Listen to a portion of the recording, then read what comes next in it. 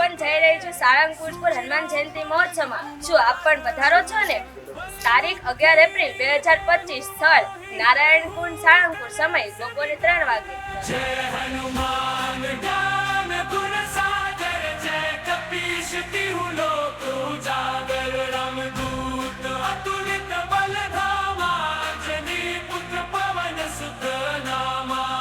મહાવીર વિક્રમ બજરંગી, कुमति निवार सुमति के संगी, कंचन बरन विराज सुबेसा, कानन कुंडल कुचितेसा, हाथ वज्र ध्वजा विराजे, कांधे मुंज जनेऊ साजे.